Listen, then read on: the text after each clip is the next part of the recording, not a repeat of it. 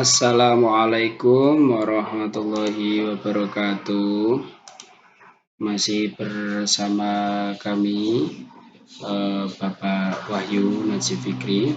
Kali ini kita akan membahas materi pendidikan agama Islam dan budi pekerti kelas 5, itu di pelajaran 4 mengenai puasa di bulan Ramadan. Untuk itu, marilah kita simak pembelajaran pada hari ini. Semoga apa yang menjadi tujuan kita bisa tercapai dan bisa dikabulkan oleh Allah Subhanahu wa taala. Kita akan belajar di bulan Ramadan penuh hikmah. Bulan Ramadan penuh hikmah. Apa yang kalian lakukan saat bulan Ramadan itu tiba?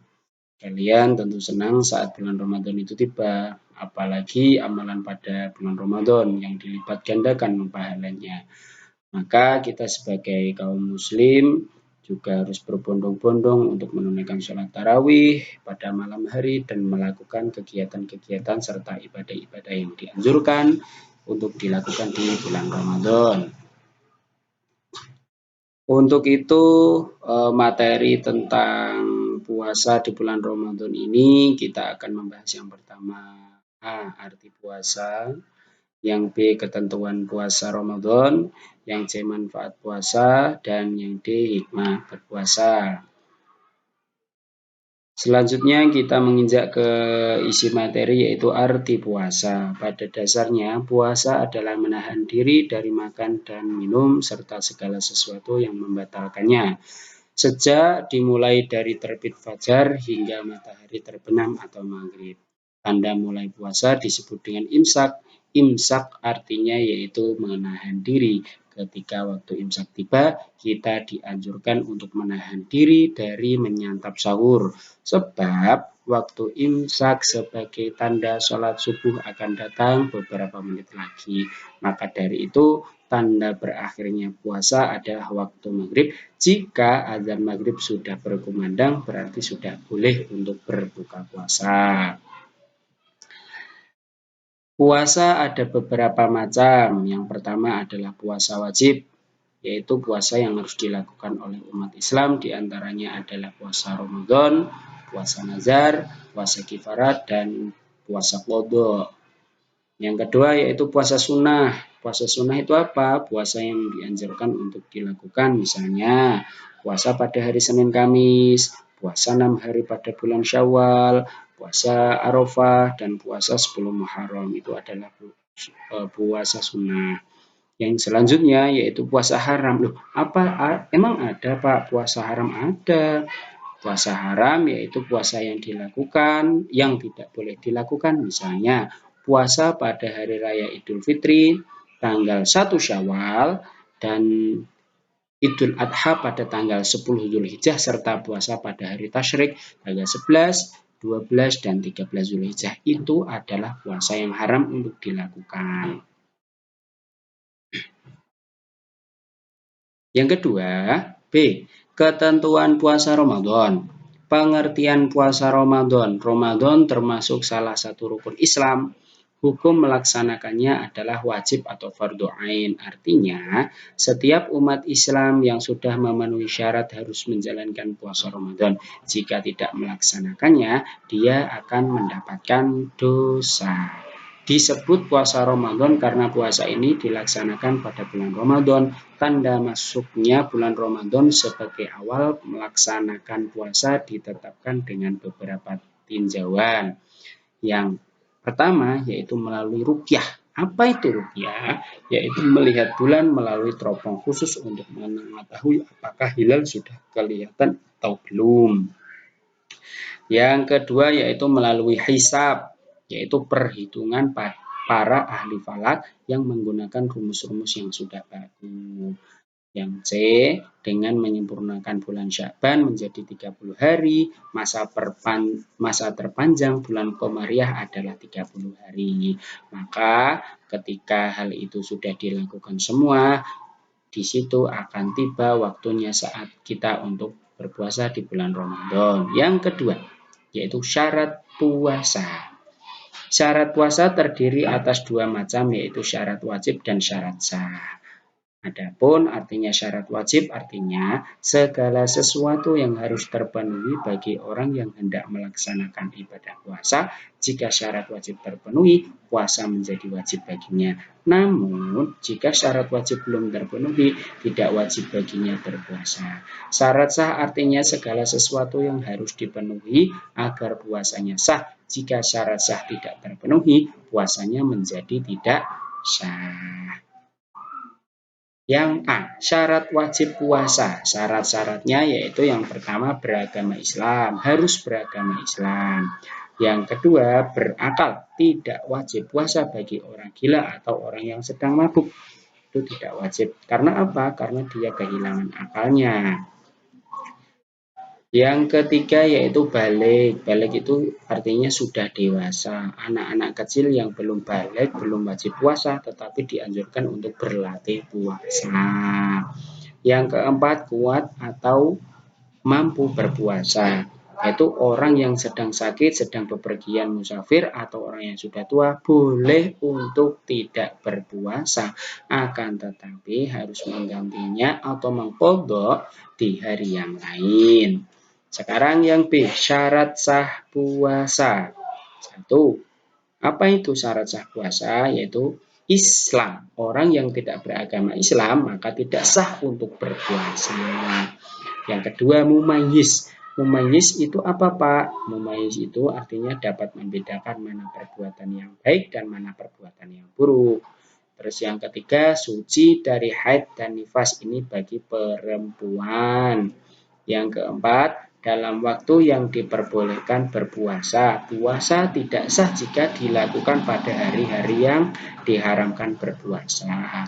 Maka dari itu, ketika bulan Ramadan tiba, maka itu wajib untuk berpuasa di bulan Ramadan ketika seseorang sudah memenuhi syarat sah untuk berpuasa.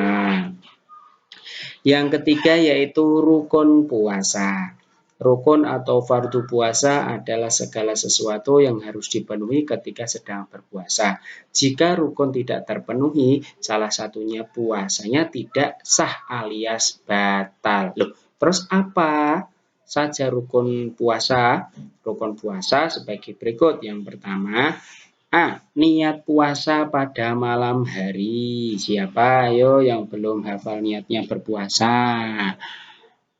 Sebelum kita melakukan puasa di pagi hari, kita malamnya berniat dulu untuk melakukan puasa. Niat puasa Ramadan juga boleh ditakjil. Boleh toh?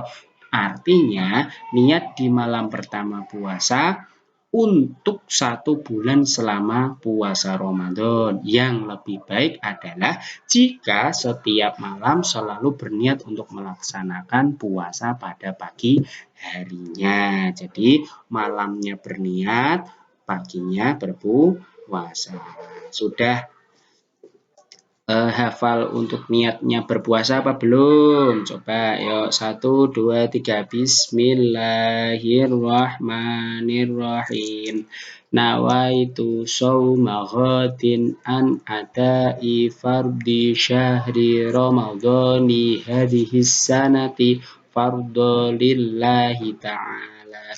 Itu adalah niatnya puasa Ramadan. Yang B, menahan diri dari segala yang membatalkan puasa sejak terbit fajar hingga terbenamnya matahari.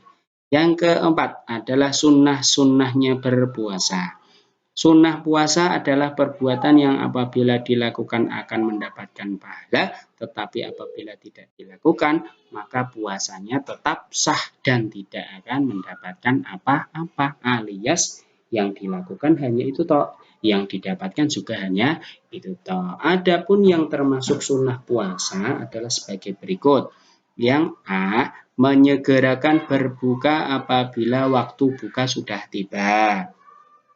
Saat berbuka disunahkan untuk membaca doa terlebih dahulu, yaitu Bismillahirrahmanirrahim. Allahumma laka sumtu wa bika amantu wa ala rizqika aftartu Yang selanjutnya yaitu adalah batalnya puasa. Batal puasa adalah perbuatan-perbuatan yang apabila dilakukan akan membatalkan puasa apa saja. Makan dan minum, muntah disengaja, keluar darah haid atau nifas, gila atau hilang akal. Yang terakhir adalah murtad atau keluar dari agama Islam. Yang selanjutnya adalah manfaat puasa. Tentunya sangat banyak sekali manfaat yang kita dapatkan dari kita melakukan puasa. Yang pertama apa? Yaitu sabar menahan makan dan minum. Yang kedua, sabar untuk tidak makan dan minum secara berlebihan. Yang ketiga, sabar menjalani puasanya tanpa berkeluh kesah.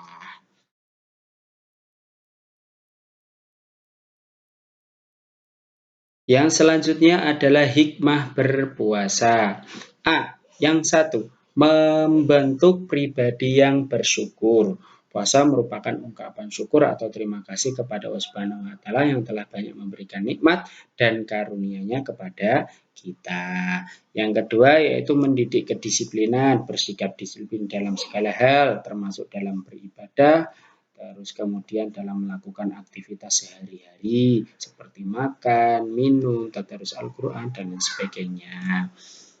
Yang selanjutnya yaitu adalah mendidik kejujuran. Puasa adalah ibadah pribadi kita kepada Allah Subhanahu wa taala.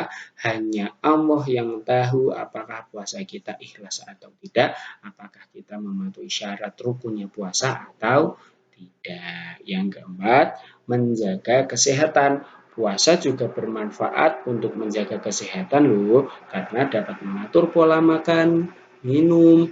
Makan dan minum tidak boleh berlebihan dan harus tahu waktu. Jika tidak melaksanakannya, kesehatan kita akan terganggu dan akibatnya kita jatuh sakit. Dengan puasa, kita dapat mengistirahatkan organ pencernaan kita sehingga dapat bekerja optimal. Jadi, kesehatan kita justru terjamin ketika sedang puasa. Yang terakhir yaitu mengajarkan sikap sosial yang tinggi kepada sesama, bahwa sejatinya puasa yaitu membuat kita merasa lapar dan haus, karena hal ini dapat menyadarkan kita untuk memikirkan saudara-saudara kita yang kurang mampu. Maka dari itu, dengan berpuasa dapat menumbuhkan sikap belas kasih serta empati terhadap orang lain, terutama pada saudara-saudara kita yang kurang mampu. Terima kasih materi kali ini, semoga bisa bermanfaat untuk adik-adik semua yang ada di rumah. Assalamualaikum warahmatullahi wabarakatuh.